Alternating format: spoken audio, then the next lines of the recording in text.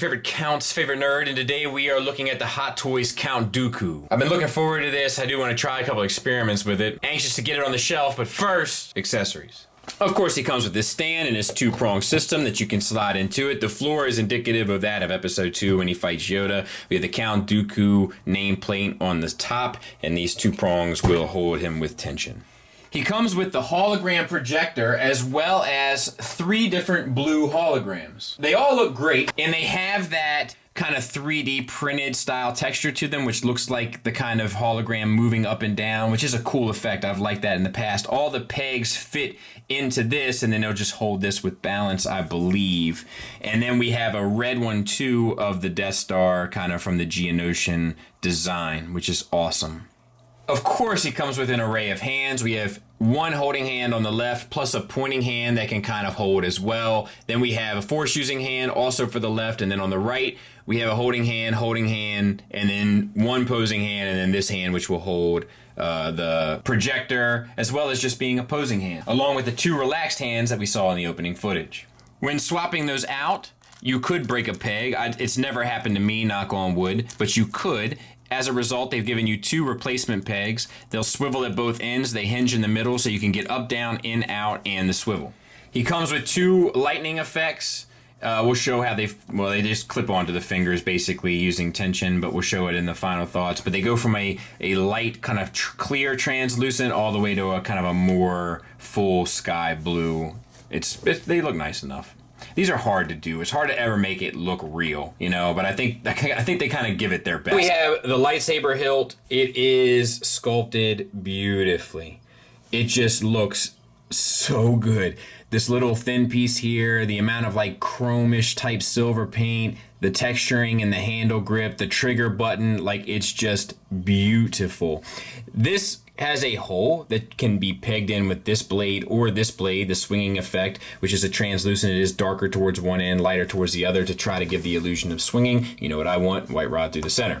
And then we have this one as well. This is the light up one. It does come with batteries. You can take this apart and then turn this on and off. I'm not going to do it. I don't like electronics in my figures anyway, really, with few exceptions. And then it comes with 2 pegs that you can insert into the lightsaber and then hang from his belt.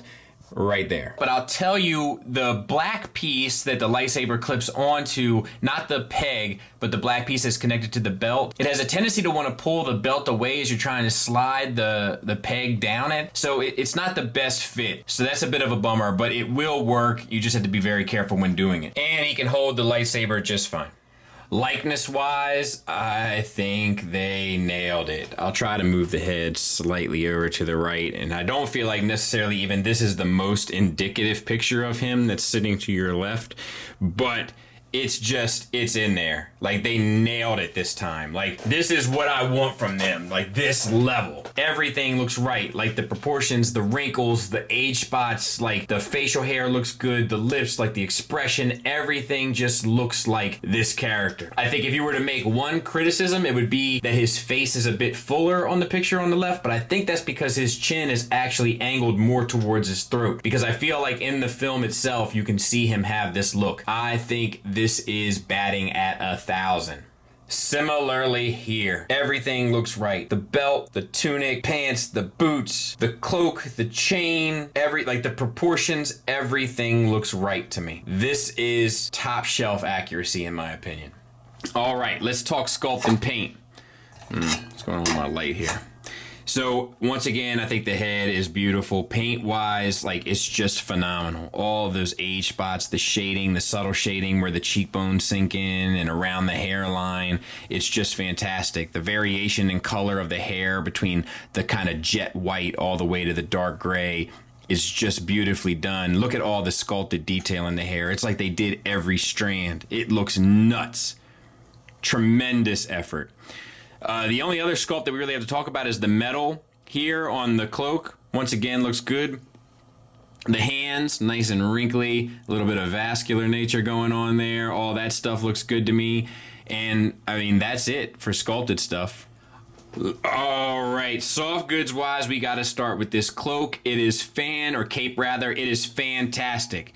You have the kind of heavier felt the brown on the outside with all of the kind of pleats in it around the top. And then you have the inner like silky material, and it gives it the weight. It looks very natural.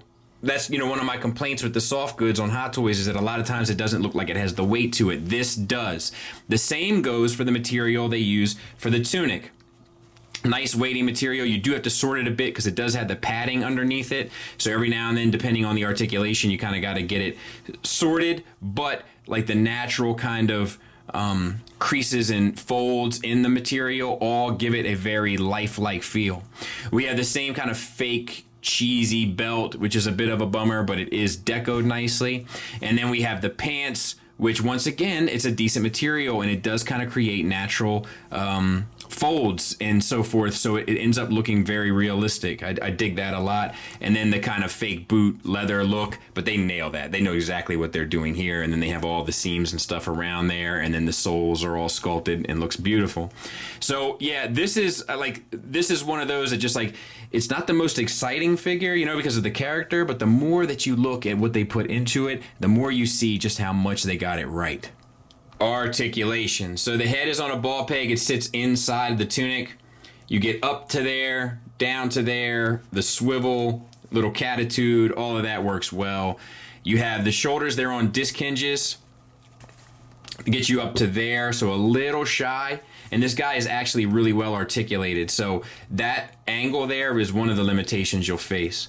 And then forward and back, you're going to face a little bit as well. Bicep swivel. Double jointed elbow gets you the full range. We've already talked about the wrist. It works beautifully. Same goes for the other side. We have what feels like to me a double ball peg from the chest into the abdomen. Get you a good bit over, a good bit back, side to side, and a swivel, along with a single ball peg in the lower abdomen that gets you the swivel a good bit over as well. This is one of the best working diaphragm engineering regards to the soft goods and how it works that I've seen in a while. Top shelf. All right, for the hips, I think they're universals. They could be, I think they're universals. You get out to there, so very posable forward. It's a shame because he's not a character that really needs a superposable body, but he has it. Thigh swivel, double jointed knee, gets you a good run. Ankles, we have a tilt down, we have a tilt up, we have a great rocker. So he's actually one of the better Hot Toys articulated figures that I've ever messed with. Unfortunately, he's more of a stoic character, but it doesn't make the fact that they really got this thing right any less important. They absolutely nailed it. And in case you were curious, if you have this statue, I think it's Gentle Giant, with Dooku and Asajj, they will fit together beautifully. It looks fantastic. Final thoughts wise, very few negatives. The lightning effect doesn't work 100%. I think they tried to do the best they could. They get partial credit, when you show your work. The belt is a little cheesy, just the materials. Looks nice enough, but it doesn't feel premium. And the shoulder articulation is a little limited. And that's it. Outside of that, pretty much perfect. Great sculpt, great paint. One of the best articulated figures that I've received from Sideshow, ironically. Thoughtful and appropriate accessories. A wonderful presence. The soft goods work better on this figure than do on 90% of them. It's just an absolutely tremendous offering. It meets my exact expectations for Hot Toys. Thanks for listening. Thanks for watching. Until next time, take care.